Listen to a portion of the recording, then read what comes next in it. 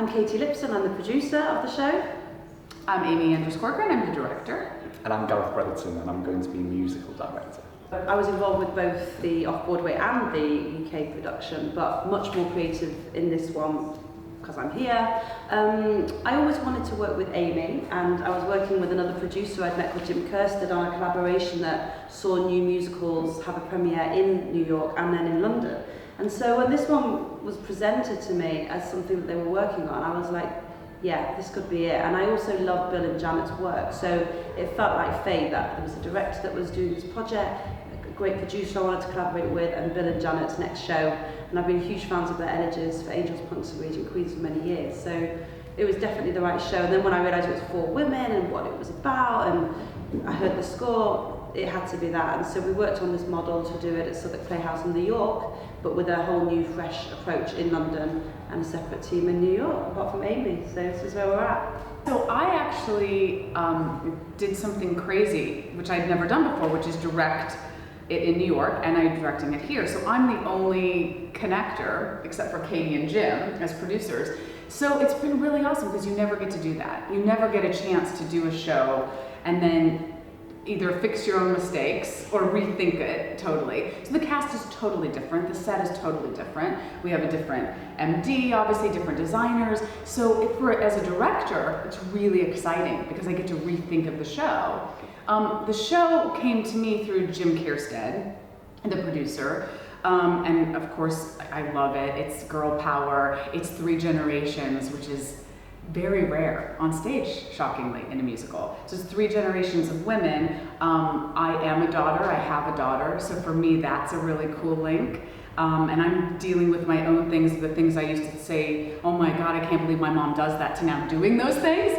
And that happens in our show, so it's sort of interesting to sort of watch that. And then there's this other really cool element of things sort of being twisted. The generation that you don't expect is not accepting. And that's a really cool twist too. So there are things I think in this show that haven't been shown in a musical before, and that's really exciting because what I care about is stories that haven't been told. So this one for me checked that box in a good way. We're definitely taking a fresh approach to it, for sure. But I've been a big fan of Janet Hood's music since Elegies for Angels, Punks and Raging Queens, and this show does not disappoint. The songs are all bangers. They're amazing. They're great.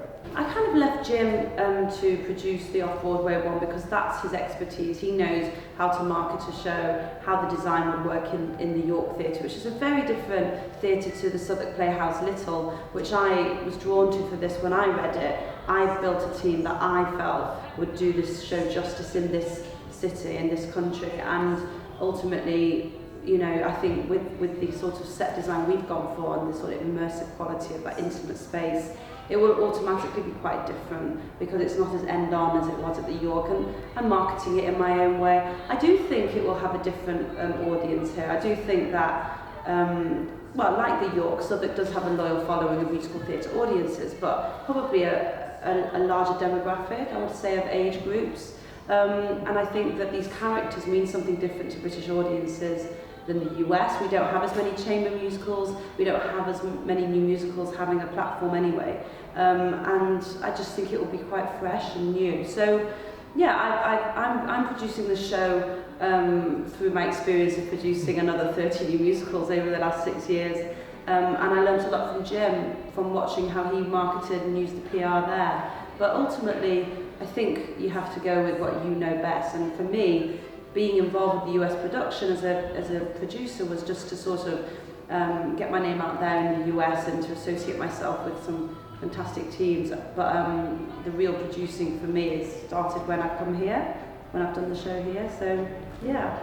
Luckily, I've been able to work with Katie on a couple smaller things over the last couple of years. So I did 21 Chump Street, we did that together, and then I was able to do the showcases for From Page to Stage, which is her new musical festival. So last year I did 20-minute snippets of 4 new musicals, so I learned, that was a really quick learning curve because there are 4 different writing teams, and obviously sort of those shows are geared for 4 different audiences, so I had a very fast sort of class clinic in British audiences and what you find funny and what you don't find funny. And one of the things that Bill has really given us freedom with is to make sure that even though the show is set in the States, to make sure that it tracks. So there are at least 5 times a day I'll say, does that make sense? Is that Yeah. a British thing? Do you say that? Do you know that? And then if not, we sort of adjust it and change it, and there's a couple things we're still tweaking, because even though it is set in the States, we want it to track for a British audience, so we're finding our way there. But that is the cool thing about working on a new musical, where the writers are still present. I mean, they're not here with us in the room, but they're available. It's different, right? If you have a show that's 60 years old, you may not be able to access the writers, so it's really cool. You can say, literally, as long as it's the time's appropriate, like at 10 a.m., I'm not going to be able to get him, but at like 2, I can send him an email and say, hey, can we change this? And he's like, yeah, no problem. So he's been really flexible with that to make sure it's accessible for British audiences. It's absolutely incredible. They're all so unique vocally, acting. Yeah, it's just a joy to work with. It's really exciting. I just demonstrate down the octave.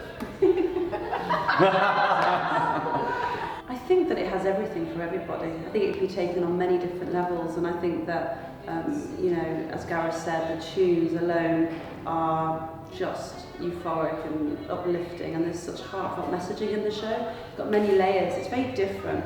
I think if you want to see something that's going to be like nothing you've ever seen, and yet leave feeling, warm and connected to something new, I think that this is the one. I think it's a brave new musical in many ways, and I think that it should be supported in its 4-week run. I don't think audiences would be disappointed.